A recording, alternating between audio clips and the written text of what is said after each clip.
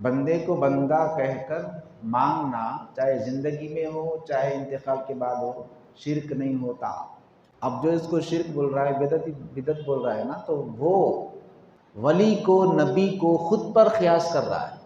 میں نہیں کر سکتا تو ولی بھی نہیں کر سکتے، یہ سوچ رہا ہے۔ میں نہیں کر سکتا تو نبی بھی نہیں کر سکتے، جبکہ ایسا ہے نہیں۔ ہم الگ ہیں، ولی الگ ہوتا۔ ایک جاہل اور ایک عالم برابر نہیں ہوتے، قرآن کہتا ہے۔ ایک ان پڑھ اور ایک پڑھا لکھا برابر نہیں ہو سکتے، تو ایک امتی اور ایک نبی کیسے برابر ہو سکتا؟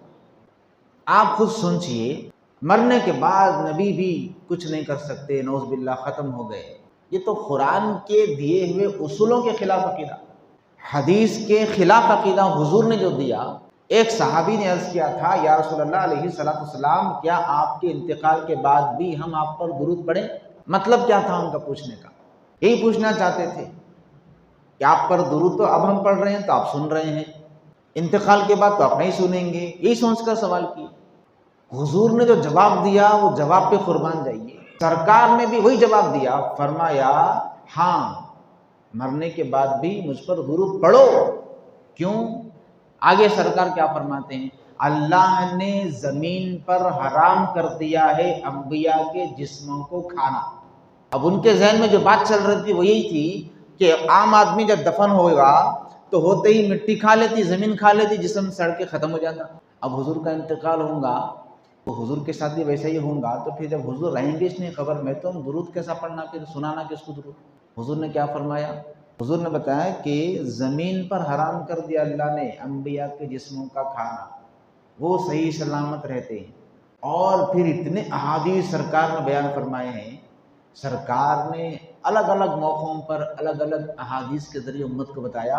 حضور فرماتے ہیں کہ اللہ نے میری خبر پر ایک فرشتہ مقرر کیا ہوا ہے جس کا کام یہ ہے کہ جو بھی مجھ کو جہاں سے بھی درود پڑھتا ہے، اس درود پڑھنے والے کے درود کو اس کے اور اس کے باپ کے نام کے ساتھ مجھ تک پہنچا دیتا ہے۔ اب یہاں امام انوار اللہ فاروقی جو نکتہ دیتے ہیں وہ یہ، آپ فرماتے ہیں کہ تم نبی کے سننے کے بارے میں شک کرتے ہو کہ انتقال کے بعد نبی کیسا سنیں گے ہمارا درود، نبی کیسا سنیں گے ہمارا سلام۔ ارے حضور اس حدیث پاک کے ذریعے اپنے سننے کے کلام، اپنے کمال کو بتا رہے ہیں کہ اللہ نے جس فرشتے کو میری خبر پر مقرر کیا ہے اس کے سننے کی طاقت یہ ہے کہ وہ مدینے میں میری خبر پر تو کھڑا ہے لیکن سنتا سارے دنیا کے درود و سلام پڑھنے والوں کو۔ تو جب میرے خادم کی یہ شان ہے تو خود میرا عالم کیا ہوگا، میں کتنا سماعت کرنے والا ہوں۔ مرنے کے بعد معاملہ ختم نہیں ہو جاتا، جہاں تک نبیوں کی بات ہے، ولیوں کی بات ہے، وہ سنتے بھی ہیں، مدد کرتے بھی ہیں، سمجھتے بھی ہیں۔